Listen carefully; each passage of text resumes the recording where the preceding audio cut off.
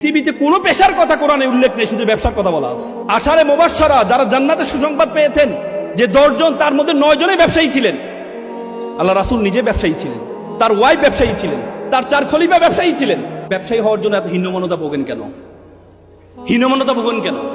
আপনার সবসময় মনে করেন টাকা লাগবে, ব্যবসার টাকা ছাড়া তো ব্যবসা হয় না। না, যারা বড় বড় ব্যবসায়ী হয়েছে তাদেরকে জিজ্ঞেস করে দেখেন তারা কত টাকা দিয়ে শুরু করেছে। তারা কত টাকা দিয়ে শুরু করতে জিজ্ঞেস করে দেখেন। পৃথিবীতে সবসময় টাকা লাগে না ভাই। পাঠাও, উবার, তাদের নিজস্ব কোন গাড়ি আছে? গাড়ি আছে, একটা গাড়ির মালিক তারা, কিন্তু লক্ষ লক্ষ গাড়ি। পৃথিবীর যে দেশে যাবেন উবার আপনার অ্যাক্টিভ।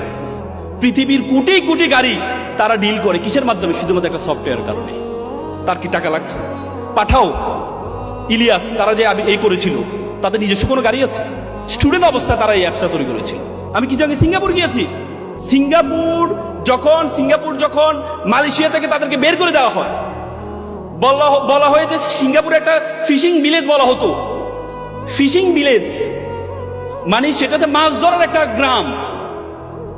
মালয়েশিয়া তাদেরকে বের করে দিয়েছে, সেখানে নিজস্ব কোনো কিছু নেই।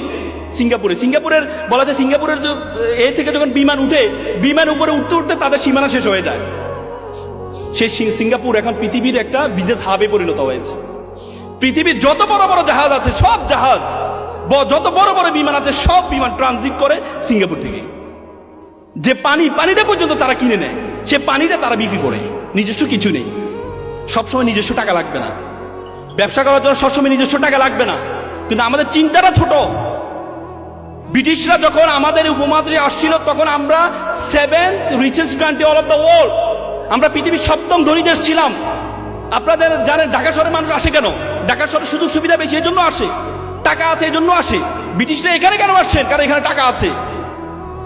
এখানে টাকা আছে। ব্রিটিশরা যাওয়ার সময় আমাদের মাথার মধ্যে ঢুকিয়ে দিয়েছে যে ছেঁড়া খাতায় শুয়ে লাখ টাকার স্বপ্ন দেখিও না।